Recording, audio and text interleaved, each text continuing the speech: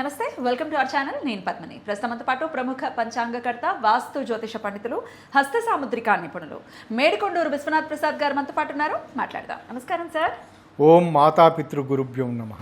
నమస్కారం సార్. నక్షత్రాల గురించి తెలియజేస్తున్నారు. శతభిష నక్షత్రం దగ్గర ఉన్నాం. ఈ నక్షత్ర జాతకులు ఎలా ఉంటారు? చాలా విపులంగా మీరు తెలియజేస్తూ ఉన్నారు. అటు వింశోత్తర దశతో పాటుగా యోగిని దశ గురించి కానీ, నవాంశ కానీ, వాళ్ళ పాదాల వారిగా నవాంశ ఏమవుతుంది అనేది చాలా వివరంగా తెలియజేస్తున్నారు. మరి శతభిష నక్షత్రం ఎలా ఉంటారు సార్? వీళ్ళ గుణగణాలు ఏమిటి? మార్చుకోవాల్సినటువంటి అంశాలు ఏంటి? అలాగే ఏ దేవతారాధన వీరికి యోగిస్తుంది? ఇవన్నీ ఒక్కసారి మీ ద్వారా సార్. తప్పకుండా అండి. శతభిష నక్షత్రం కుంభరాశికి సంబంధించింది. శతభిష నక్షత్రానికి వింశోత్తరి అధిదేవత, వింశోత్తరి నాథుడు రాహువు. దాని తర్వాత కుంభరాశికి అధిపతి శని. ఇక నక్షత్ర ఆధిపత్య దేవత వరుణుడు. అంటే మనకి వరుణ వర్షాలకి అధిపతి, వాటరీ సైన్, వీటన్నిటి లక్షణాలను సూచించే దేవుడు. ఇంగ్లీష్లో యురానస్ అంటారా? అవునండి, ఇంగ్లీష్లో ఈ తత్వానికి యురేనస్ అని పిలుస్తారు. దాని తర్వాత యోగిని దశానాథుడు ధన్య అంటే గురువు. వీటన్నిటినీ పరిగణలో తీసుకున్న సన్నివేశాల్లో వీరికి సంబంధించి శని రాశిలో రాహు సంబంధించిన నక్షత్రం ఇది, అంతే కదా చూసుకుంటున్నప్పుడు. అంటే మన సహజంగా జ్యోతిష శాస్త్రంలో సహజంగా చెప్పేది ఏంటంటే రాహువు శని లక్షణాలను ఇస్తూ ఉంటాడు, కేతువు కుజ లక్షణాలను ఇస్తూ ఉంటాడు. శనివత్ రాహు, కుజవత్ కేతు అని అంటుంటారు అనే ఒక ఫార్ములా, అదొక ఫార్ములా గుర్తు పెట్టుకోవడం కొరకు రాహు ఇటువంటి లక్షణాలు ఇస్తున్నాడంట. అంటే ఇక్కడ ఇంచుమించు సారూప్యత కలిగిన రాశిలో సారూప్యత కలిగిన నక్షత్రం ఉన్నది అని. సహజంగా సారూప్యత అంటే రాహు శని లక్షణాలు ఇస్తూ ఉంటాడని. ఈ కారణం చేత వీరికి సంబంధించిన విషయాలకు సంబంధించి రాహు యొక్క తత్వం, సహజంగా రాహు యొక్క తత్వం ఏమిటి? ప్రతి విషయంలోనూ ఏదైనా జీర్ణ వ్యవస్థకు సంబంధించిన లోపాలు ఉండటం, లేదా ఎక్కువ అటువంటి తిండికి సంబంధించి ఎక్కువ అంటే ఫుడీస్గా ఉండటం, సహజంగా రకరకాల ఆహార పదార్థాలు తీసుకునే తత్వం, ఇటువంటి కారణం చేత వారికి కొన్ని సందర్భాల్లో కలుషిత ఆహారం తీసుకునే పరిస్థితులు ఉండటం, అది విష ఆహారం అయ్యే పరిస్థితులు ఉండటం, ఫుడ్ పాయిజన్, అటువంటి పరిస్థితులు ఉండటం అనేది జరుగుతుంది. ఇక్కడ గురువు ఇన్వాల్వ్మెంట్ కూడా ఉన్న కారణం చేత వీటికి సంబంధించి ఏమిటంటే జీర్ణ వ్యవస్థ లోపాలు ఉండే పరిస్థితులు ఉంటాయి. సో ఇటువంటివి లక్షణాలు శతభిష నక్షత్రానికి సంబంధించి. ఇక ఆరోగ్యానికి సంబంధించిన విషయాలు కాకుండా వృత్తిపరమైన లేదా వారి ఆలోచన ధోరణికి సంబంధించింది ఏమిటంటే ఏదో ఒక విషయం పట్ల వీరు ఆకర్షితులు కావటం. అంటే మీరు ఇందాక పదం ఉపయోగించారు ఏకలవ్య అని. ఏకలవ్య అనే ఆ స్థితి ఏమిటంటే ఆ పాత్ర ఈ విల్లంబులు వీటన్నిటికి సంబంధించి విల్లు విద్యకు సంబంధించిన విషయాలలో అతను ఏకలవ్యుడు ఆకర్షితుడు కావటం, దాంట్లో ఉన్న ఒక గొప్ప వ్యక్తి ద్రోణాచార్యుల వారిని తలచుకొని ఆయనే గురువుగా భావిస్తూ సాధన చేయటం, ఆ పాత్ర యొక్క లక్షణం. అంటే అది ఆ విధంగా పోర్ట్రేట్ చేయటం జరిగింది. వీళ్ళకి సంబంధించి కూడా ఇక్కడ ఇటువంటి లక్షణమే ఉంటుంది. ఏదో ఒక విషయం పట్ల ఆకర్షితులు కావటం, అందులో ఉన్న కాన్సెప్ట్స్ని వీరు సొంతంగా నేర్చుకోవటం. అంటే వీరికి ప్రత్యేకంగా వీరు ఇన్స్పైర్ చేసే సంఘటన ఏదో జరుగుతుంది. ఉదాహరణకి జ్యోతిష్యానికి సంబంధించి అనుకుందాం, ఉదాహరణకి లేదా నక్షత్రాలకు సంబంధించి వీటన్నిటి గురించి అనుకుందాం. ఇటువంటి విషయాలకు సంబంధించి వీరు ఏదో ఒక ఇన్స్పైరింగ్ పాయింట్ ఏదో వారికి లభ్యం అవుతుంది. దాని తర్వాత అందులో ఉన్న ఉన్నత స్థాయి వ్యక్తులు వారికి సంబంధించిన విషయాలు పుస్తకాల ద్వారా కానీ లేదా వీడియోల ద్వారా కానీ వాటన్నిటి గురించి తెలుసుకోవటం, అందులో ప్రావీణ్యతను సంపాదించుకోవటం అనేది వీరికి ప్రత్యేకమైన లక్షణం. ఇక రెండవది వరుణ తత్వం. ఇది నీటి తత్వం కారణం చేత, అంటే పాజిటివ్గా తీసుకుంటున్నప్పుడు వీరు ప్రతి విషయానికి సంబంధించిన దాంట్లోనూ ఆ విధంగా నీరు పళ్ళమెరుగు అనే సామెత ఉంటుంది కదా, సందర్భానుకూలంగా అలా మలుచుకుంటూ వెళ్ళిపోతూ ఉంటారు, మౌల్డ్ అవుతూ.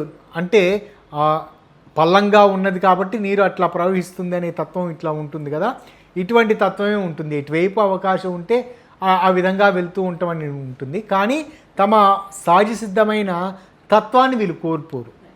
ప్రతి విషయంలోనూ ఏదో నేర్చుకోవాలనే తపన ఉంటుంది. ఆరోగ్యానికి సంబంధించి వీరు ముఖ్యంగా జీర్ణ వ్యవస్థకు సంబంధించిన లోపాలు ఉండే అవకాశాలు ఉంటాయి. కాబట్టి వీరికి సంబంధించిన తల్లిదండ్రులు అంటే ఈ నక్షత్రం కలిగిన సంతానం కలిగిన వారి తల్లిదండ్రులు వారు ఆహార నియమాల విషయంలో వాళ్ళు చిన్నప్పటి నుంచి పరిపూర్ణమైన తర్ఫీదు ఇవ్వటం ఇది అనుకూలమైన అంశాలను ఇస్తుంది.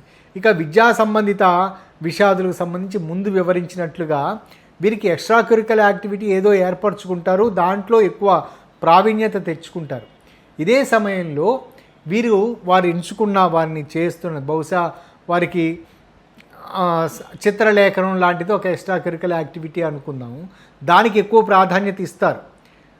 కానీ వారు చేస్తున్న వృత్తి సంబంధిత విషయాలు వేరే ఇంజనీరింగ్ చదువుతున్నారో మెడిసిన్ చదువుతున్నారో అనుకుందాం, దానికి సంబంధించి చాలా తక్కువ ప్రాధాన్యత ఇస్తున్న కారణం చేత వీరు యావరేజ్ స్టూడెంట్గా ఉంటారు.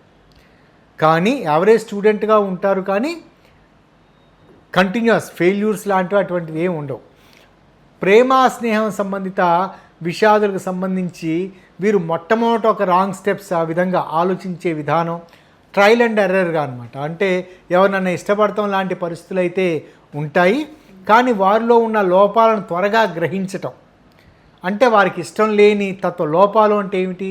మనకి ఇష్టం లేని తత్వం వారిలో ఉండటం, వాటిని గ్రహించటం, క్రమంగా వాటి నుంచి బయటపడటం అనేది ఉంటుంటుంది. ఇక వీరికి సంబంధించి ధన్యా సంబంధిత లక్షణాలు అంటే గురువు యొక్క స్థితి అంటే యోగిని దశలకు సంబంధించి చూసుకుంటున్నప్పుడు వీరికి మొదటి 36 సంవత్సరాల లోపలే వీరికి ఆరోగ్యపరమైన సమస్యలు ఉండే పరిస్థితులు ఉంటాయి. ఆ తదుపరి 36 సంవత్సరాలు దాటిన తదుపరి వీరికి ఆరోగ్యానికి సంబంధించిన సమస్యలు పునరావృతమయ్యే పరిస్థితులు ఉండవు. అంటే చిన్న వయసులోనే ఏదైనా ఎలర్జీ లంగ్స్ సంబంధించి కానీ లేదా మిగతా సంబంధిత ఎలర్జీ సంబంధిత సమస్యలు చిన్నప్పుడే ఉండే పరిస్థితులు ఉంటాయి. కానీ అది అటువంటి ఎలర్జీ సంబంధిత సమస్యలు వారికి వయసు పెరిగిన తర్వాత 36 సంవత్సరాలు దాటిన తర్వాత అవి ఉండే పరిస్థితులు ఉండవు. బహుశా వయసు రీత్యా వచ్చే అనారోగ్య సమస్యలు ఉండే పరిస్థితులు ఉండవచ్చు, కానీ చిన్నప్పుడు ఎదుర్కొన్న అనారోగ్య సమస్యలు అవి పెరిగే అవకాశాలు ఉండవు. ఇక జీవిత భాగస్వామి అంటే వైవాహిక జీవితానికి సంబంధించి ఇటువంటి విషయాలకు సంబంధించి వీరికి ఉన్న ప్రజ్ఞత ప్రతి దాంట్లోనూ ముందు వివరించాను కదా, నీరు పళ్ళ మెరుగు అనే తత్వం అంటే నీటి యొక్క తత్వం ఎందులో పోస్తే ఆ రూపాన్ని కలిగి ఉండే తత్వం కూడా ఉంటుంటుంది కదా. జీవిత భాగస్వామితోటి కలివిడిగా ఉండే పరిస్థితులు ఉంటాయి. అంటే ప్రతి విషయంలోనూ ఆ తత్వానికి వారి తత్వానికి అనుగుణంగా వ్యవహరించటం. అంటే వారి భార్య అంటే మగవారు అనుకుందాం, భార్య ఈ సమయంలో కోపంగా ఉంటుంది అని అర్థం చేసుకొని భర్త అనమాట. కాబట్టి వారి వైవాహిక జీవితంలో సాఫీగా ఉంటుంది. వీరేమి ప్రత్యేకమైన డిమాండ్స్ ఏమి ఉండవు, నాకు ఇలా చేయాలి అలా చేయాలని.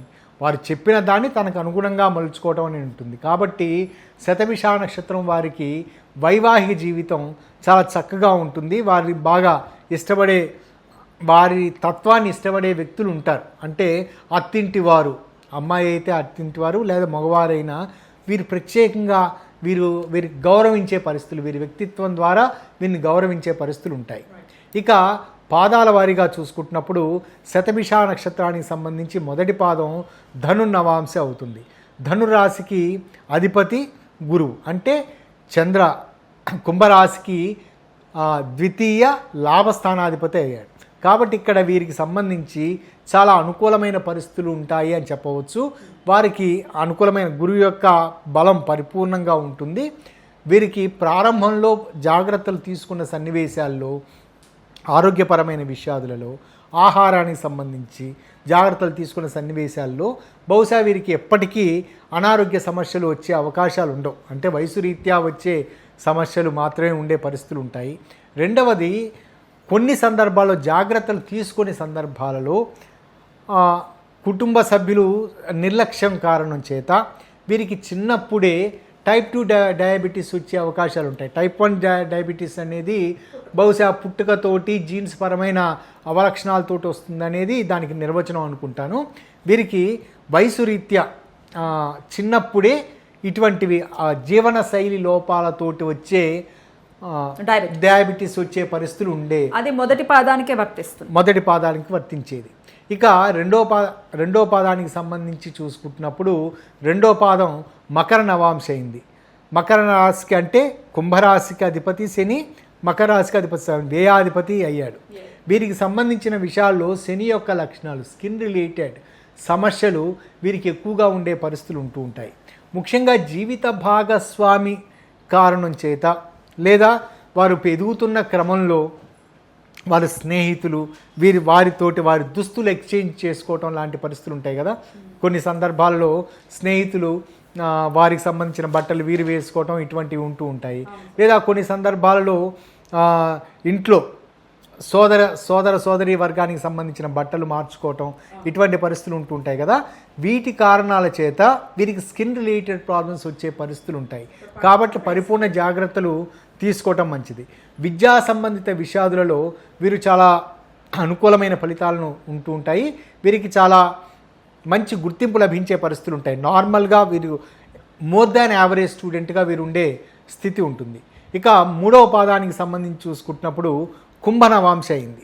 ఇక్కడ లగ్నము అదే అయింది, కుంభ లగ్నము, నవాంశాధిపతి కూడా శని అయ్యాడు. ఈ కారణం చేత వీరికి మెలంకాలియక్ లక్షణాలు, అంటే ప్రతి విషయంలోనూ మనసుకు తీసుకోవటం, అంటే ఏదైనా ప్రతి చిన్న విషయాన్ని మనసుకు తీసుకోవటం, అది మనసులో పెట్టుకొని బాధపడటం, ఇటువంటి లక్షణాలు వీరికి ఉండే పరిస్థితులు ఉంటాయి. ఎక్స్ప్రెస్ చేయరు, మనసులో పెట్టుకొని బాధపడుతూ ఉంటాం. వీటి కారణాల చేత ఏమిటంటే ఎప్పుడో జరిగిన సంఘటన తాలూకు యొక్క ప్రభావం, అంటే చిన్నప్పుడు వాళ్ళు చూసిన అది పాజిటివ్ కావచ్చు, నెగటివ్ కావచ్చు, దాని తాలూకు యొక్క ప్రభావం వీరి భావి జీవితాన్ని ప్రభావితం చేస్తూ ఉంటుంది. అంటే చిన్నప్పుడు చూసిన ఒక చిన్న సంఘటన, బహుశా ఏదన్నా చిన్నప్పుడు వారు అక్కడ సినిమాల్లో కావచ్చు, మరి దాంట్లో కావచ్చు, చిన్నప్పుడు చాలా చిన్న వయసులో, ఊహ తెలుస్తున్న వయసులో ఒక హింసాత్మక సంఘటన చూశారనుకోండి, దాన్నే మనసులో పెట్టుకొని దాని పట్ల భయం ఏర్పడటం, ఇటువంటి లక్షణాలు, అంటే అదే రిపీటెడ్ కావటం.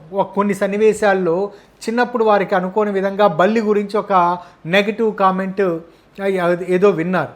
వారికి క్రమంగా పెళ్ళైన తర్వాత కూడా, వారికి వయసు పెరిగిన తర్వాత, పెళ్ళైన తర్వాత క్రమంగా వారు అత్తింటి వారింటికి వెళ్ళిన తర్వాత బల్లుల పట్ల అసహ్యం పెరగటం, తద్వారా వీరు చాలా ఇబ్బందికర సన్నివేశాలు, మానసిక పరమైన ఒత్తిడిని ఎదుర్కోవటం అనేది ఉంది.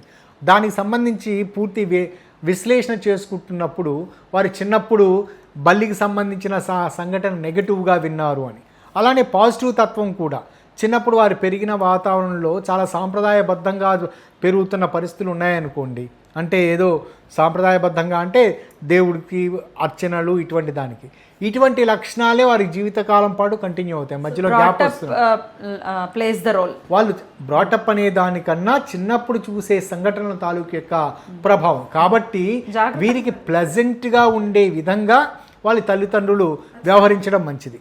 ఇక నాలుగో పాదానికి సంబంధించినప్పుడు అది నాలుగో పాదం మీన నవాంశ అయింది, గురువు అయ్యాడు. కాబట్టి ఇక్కడ గురువు ద్వితీయ లాభాధిపతి అయ్యాడు. ఈ కారణం చేత గురువు యొక్క లక్షణాలు చాలా అనుకూలంగా ఉండే పరిస్థితులు ఉంటాయి. అంటే వీరికి సంబంధించి ప్రతి విషయంలోనూ సహకరించే జీవిత భాగస్వామి, ఆడవారికి సంబంధించి సహకరించే జీవిత భాగస్వామి ఉండే పరిస్థితులు ఉంటాయి. పూర్వార్జితాలు, పిత్రార్జితాలు వీరికి పరిపూర్ణంగా చేతికందే పరిస్థితులు ఉంటాయి. కానీ విద్యా సంబంధిత విషయాదులలో వీరు ఎక్కువ ప్రాధాన్యత వీరి ఎక్స్ట్రా కరికులర్ యాక్టివిటీస్కి ఇచ్చే పరిస్థితులు ఉంటాయని చెప్పా కదా, అటువంటి వాటికి ఇచ్చే పరిస్థితులు కారణం చేత కొన్ని సందర్భాలలో కుటుంబ సభ్యులు తీవ్ర అసంతృప్తికి లోనయ్యే అవకాశాలు ఉండవచ్చు. కానీ ఆహార నియమాల విషయంలో వీరు చాలా జాగ్రత్తలు తీసుకోవటం మంచిది. వీరు అంటే అనుకోని విధంగా విషాహారం లేదా కలుషిత ఆహారాల బారిన పడటం, తద్వారా కొన్ని ఎక్కువ సందర్భాలలో జీర్ణ వ్యవస్థకు సంబంధించి ఎక్కువ మెడికేషన్ తీసుకోవాల్సిన పరిస్థితులు ఉంటాయి. ఇక అతి ముఖ్యమైన పాయింట్ ఏమిటంటే ఈ శతభిష నక్షత్రం నాలుగో పాదానికి సంబంధించిన వారు వీరు మతపరమైన లేదా ఇటువంటి విషయాలకు సంబంధించిన ఉపవాస క్రమాలు ఆచరించకుండా ఉండటం మంచిది. వీరికి ముఖ్యంగా జీర్ణ వ్యవస్థకు సంబంధించి లివర్, ప్యాంక్రియాస్, దాని తర్వాత గాల్ బ్లాడర్, వీటికి సంబంధించిన సమస్యలు ఉండే అవకాశాలు ఉంటాయి. వీరు ఏమాత్రం ఇటువంటి ఉపవాస కార్యక్రమాలు ఇటువంటి ఏదైనా చేస్తుండడం వలన ఎసిడిటీ పెరిగే పరిస్థితులు ఉండటం వలన కొన్ని సందర్భాల్లో స్ప్లీన్కి సంబంధించిన సమస్యలు ఉత్పన్నం కావటం, అవి తగ్గకుండా తరచూ ఇబ్బంది పెట్టే పరిస్థితులు ఉంటాయి. కాబట్టి ఈ జాగ్రత్తలు తీసుకోవటం మంచిది. రైట్. ఏ నక్షత్రం జోలికి వెళ్ళకూడదు సార్ శతభిషం వాళ్ళు? మనం ముందు వివరించుకున్నట్లుగా, చాలా విషయాల్లో చెప్తున్నట్లుగా రాహు నక్షత్రం వాళ్ళు కేతు నక్షత్రాల జోలికి వెళ్లకుండా ఉండటం చాలా మంచిది. ఇక్కడ శని నక్షత్రాలు, శని రాశిలో ఉన్నాడు కాబట్టి శని నక్షత్రాలు పరిపూర్ణమైన అనుకూల ఫలితాలను ఇస్తాయి. గురు నక్షత్రాలు అనుకూలమైన ఫలితాలను ఇస్తాయి. కానీ ఆవేశతత్వానికి పోయే లక్షణాలు వీరికి అనుకూలం కాదు. అంటే కుజ నక్షత్రాలు అనుకూలం కాదు. పారవశ్యతకు సంబంధించిన నక్షత్రాలు అంటే శుక్ర నక్షత్రాలు కూడా అనుకూలం కాదు. బుధ నక్షత్రాలు పరిపూర్ణ అనుకూల ఫలితాలను ఇస్తాయి. అద్భుతం సార్. ఏ ఆరాధన జీవిత పర్యంతం చేసుకోవాల్సి? సహజంగా ఇక్కడ దుర్గాదేవి ఆరాధన, ఇక్కడ వరుణ తత్వానికి సంబంధించి మనం అనుకుంటూ ఉన్నాం కదా, వరుణ తత్వానికి సంబంధించి కూడా దుర్గాదేవి అమ్మవారికి అంటే పార్వతీదేవి అంశ, ఈ తత్వానికి సంబంధించిన పూజ ఏదైనా ఉపయోగపడుతుంది.